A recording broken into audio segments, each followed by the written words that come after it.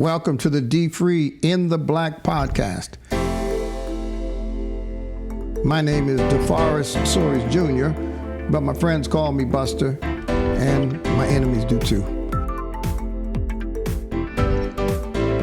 My co-host is Tamika Stembridge, brilliant attorney and all things genius. There is no greater cause than the cause that invites Black people to financial freedom. We want our people to be in the black.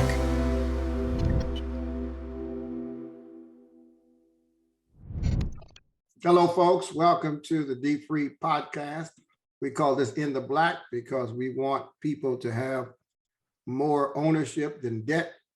We want you to have more assets and liabilities. And In the Black is not just for Black people, but we are Black and we're focused on the Black community. And our guests are always exemplary personalities for achieving financial freedom. Entrepreneurs, leaders, activists, young people, senior citizens, and the like. And today, Tamika, we have one of the most special people in my life, someone that I met about 11 or 12 years ago, and I was impressed upon meeting him. And I visited with him in his former location, Vallejo, California. And every time I went, I was more and more impressed.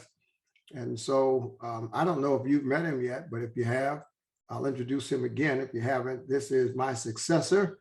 He's the fourth pastor of the First Baptist Church of Lincoln Gardens, where you grew up sleeping on your grandmama's lap, the Reverend Dr. Dante R. Quick. Yes, welcome, Pastor Quick. I actually got a chance to visit Vallejo the one time we hosted our conference there. That's right. Oh, you did? That's right. He was a young man then. He's aged about 10 years in the last 7 months. Yes, absolutely. But Reverend, thank you for participating today. As you are leading First Baptist in an exemplary way, I told you before, everything I had in mind for you as my successor, the goals I had, the dreams I had of how the church would do when I left, you have met and exceeded all of my vision, all of my goals in just a short period of time. So how is it for you? Do you feel like you're making progress? Do you feel like you're at home yet? Yeah, we've first of all, thank you for having me. And I think the thing that First Baptist has demonstrated, if nothing else, is a model for transition for African-American congregations. And I couldn't have been welcomed better. I couldn't have had a better landing place. A foundation couldn't have been laid better. And, you know, when people ask me what it's like to come behind someone like Dr. Soares, I tell them that I couldn't have written this script better if it was a movie. The only thing I can't get him to do is preach for me more. But other than that, we have had a model time, and I'm so grateful to you for the example you've set for not just me, but for a generation of pastors who've come after you. Excellent. Well, that's kind of you to say. Tamika, how does it feel to be the it's young probably person that grew up under me and now the old person that's still with Dr. Quick? I echo Dr. Quick's sentiments. It's been a very smooth transition. I don't know if it's because you guys knew each other and had a relationship before Pastor Quick came to First Baptist, but it's been really smooth. A lot of times when churches transition, it almost feels like an outsider coming in, but this is more like a family kind of passing the baton. And I think even though your styles are different, of course, leadership is always, different. I think people were well prepared for the transition and really felt kind of ready for the next step. I think you had extended your time, COVID extended it. And so people had a lot of time to mentally and spiritually prepare for the transition. And so I think it's been, hopefully you feel welcomed. Hopefully people have received you with open arms, but it's been great. It's been really good. So no, they have. And I would say just one thing. Part of what I've done from a leadership standpoint is to say we are rooted in tradition, but we grow in innovation. Mm-hmm. And we are an intentional intergenerational community of faith. And I think holding on to some tradition and growing it with innovative ideas has been a part of what's made transition work for us. Right. I don't Well, want to you- make this an FBC session, but I will say this is actually, and this is why, and then we can talk about, because even dfree is an expansion of that. Like I remember when Dr. Sori's first came to First Baptist, and it went from a very traditional Baptist church into innovation almost instantly.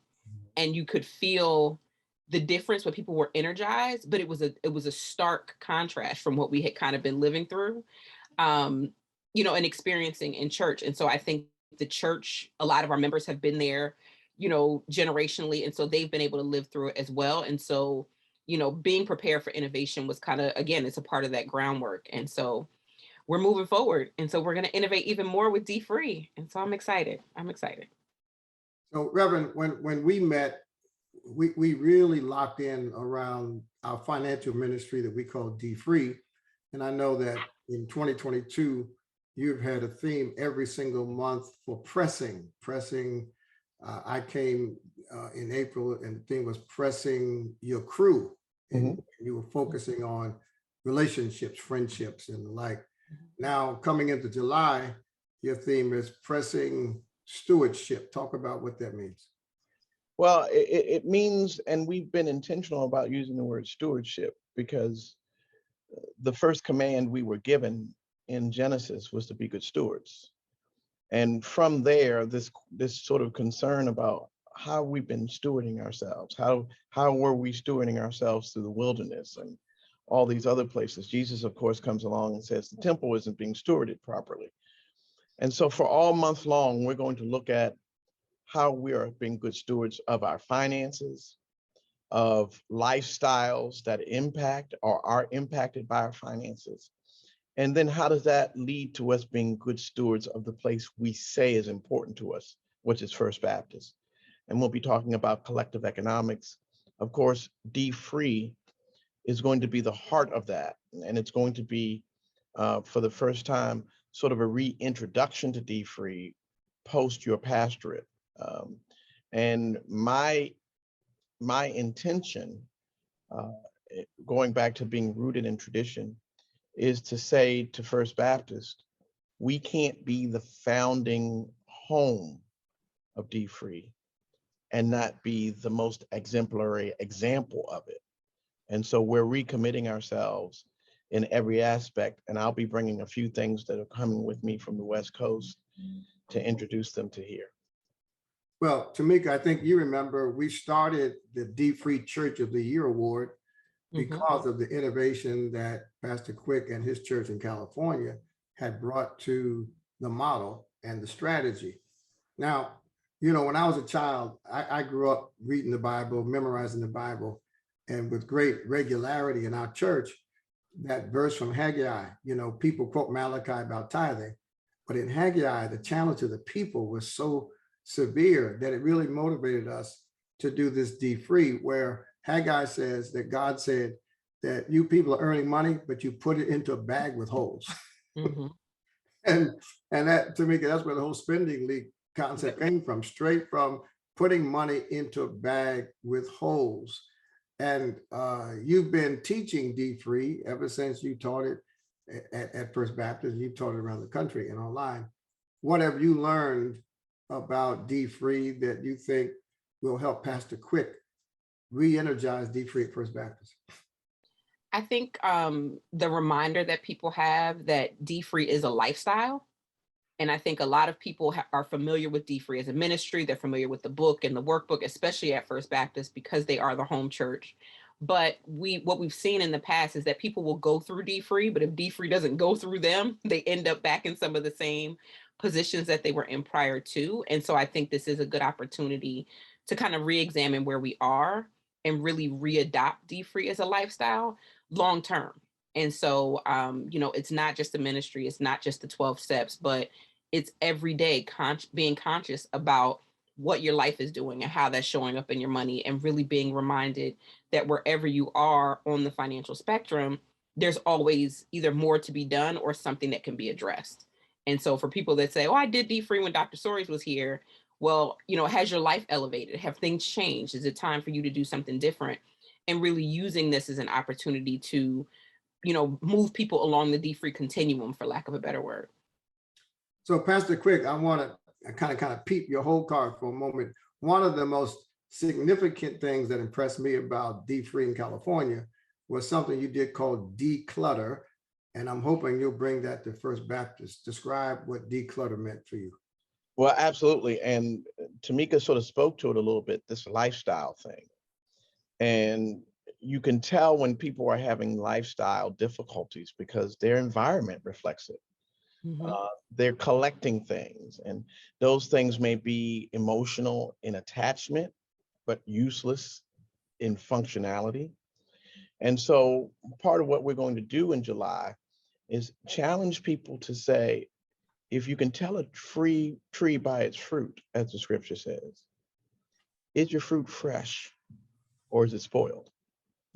And if you have some fruit in your house that's past its expiration date, it's time to decolor. And so the model looks like this. We take the parking lot, we square off booths, we invite everybody to come and bring items from your household that you have not touched in 1 year.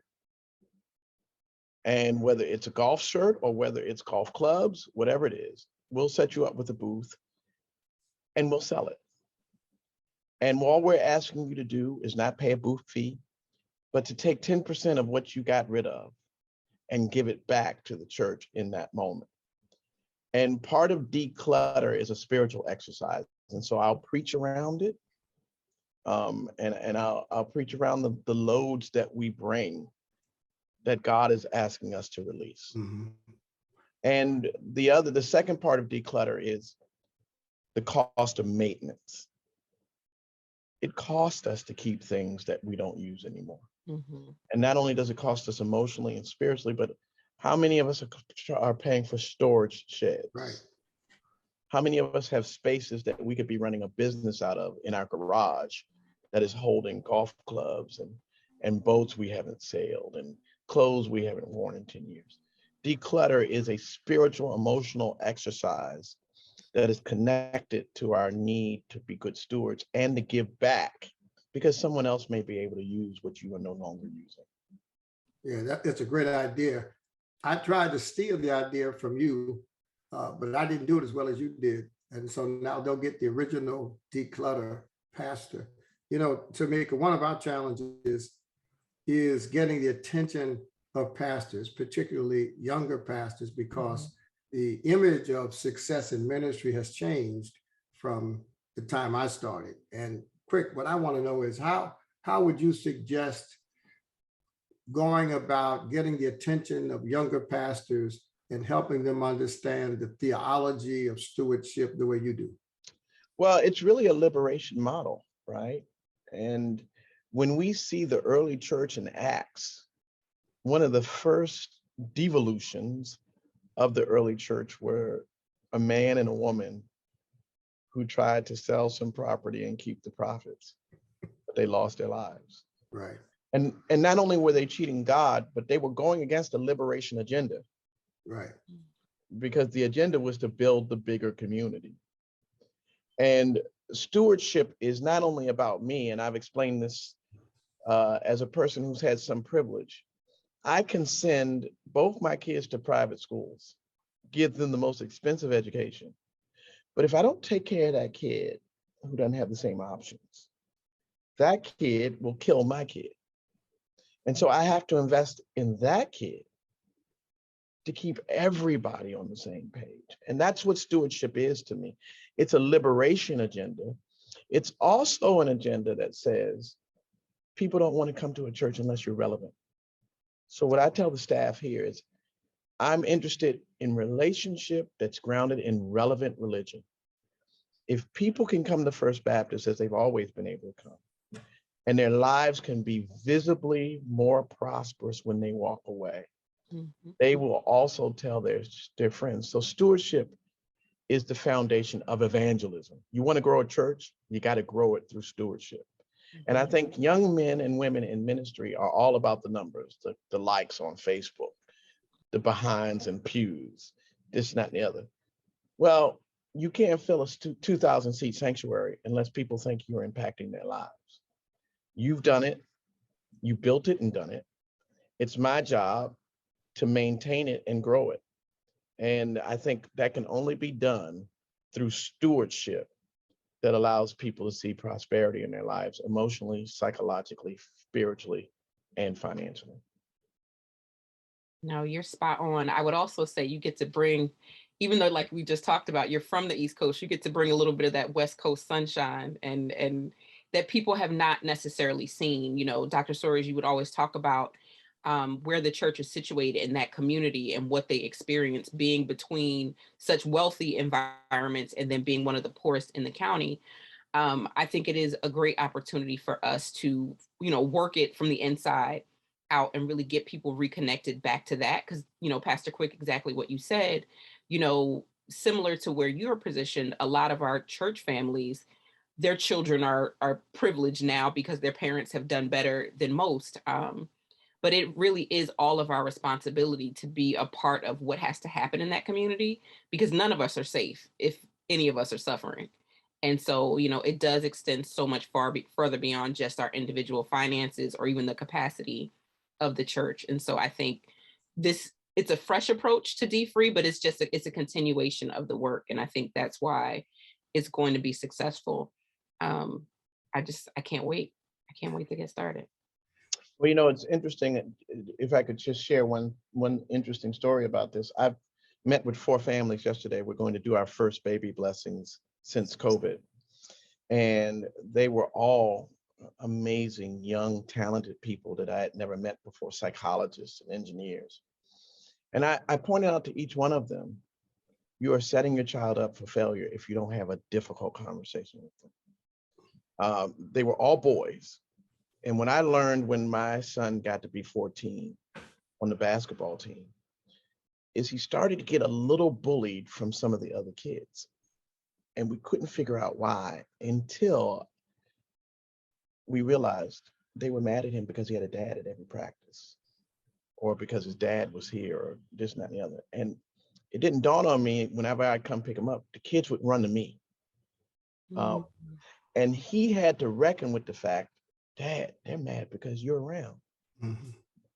And it gave me a sense of responsibility that I not only had to be a good steward for him, but I had to give some of my time to these other boys.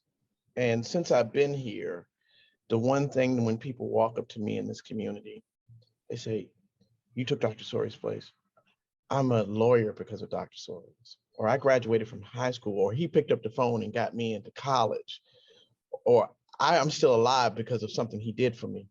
It shows to me that dfree as a lifestyle begins by the responsibility of those of us who have been given more to reach back and lift up someone else.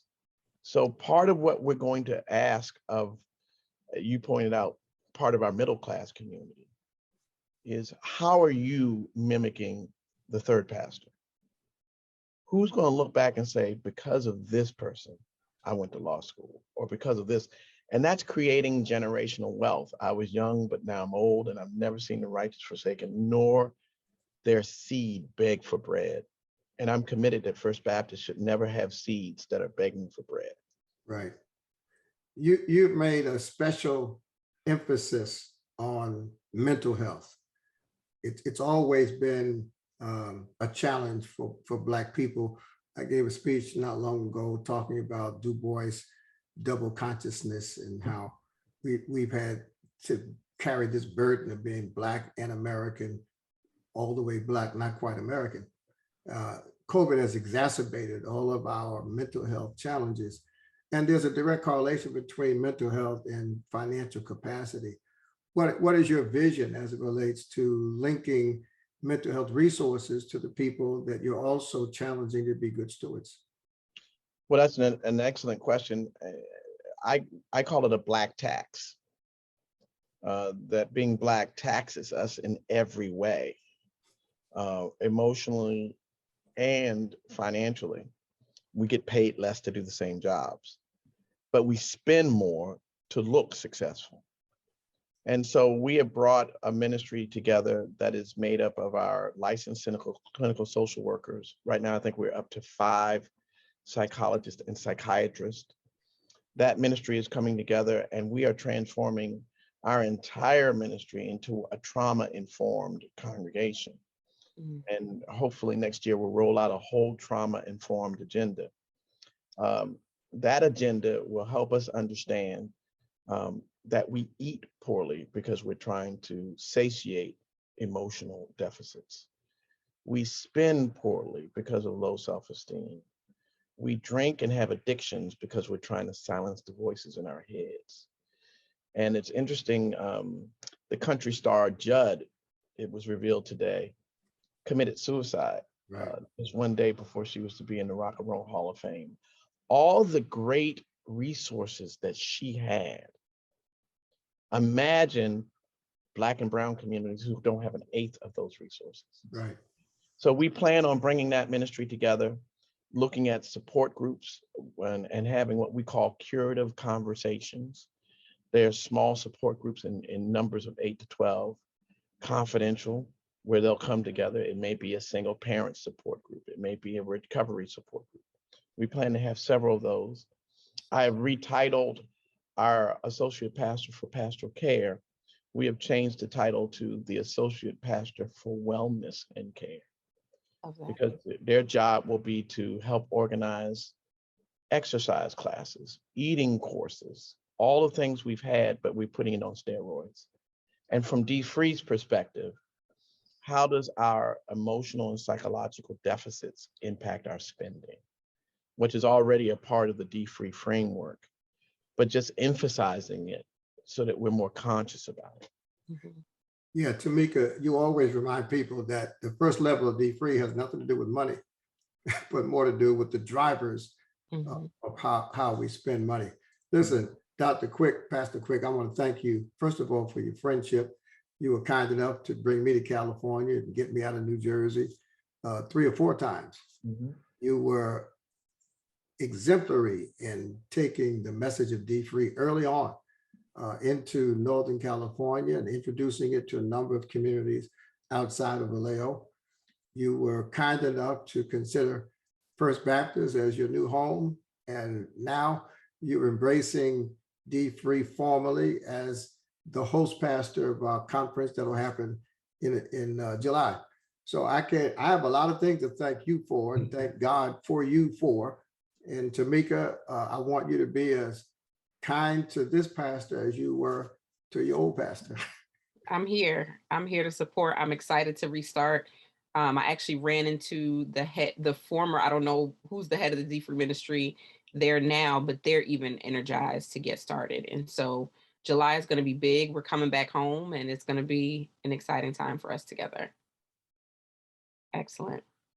Well, thank you all so much for joining us. This has been In the Black podcast featuring Dr. Soaries, my co-host, and Reverend Pastor Dante Quick, the new senior pastor of First Baptist Church of Lincoln Gardens, where we will host our Financial Freedom Conference for July 2022. Thank you for listening to this episode of the dfree In the Black podcast, the pulse of mental, spiritual, and financial health. Be sure to share, like, and subscribe on whichever streaming platforms you get your podcast.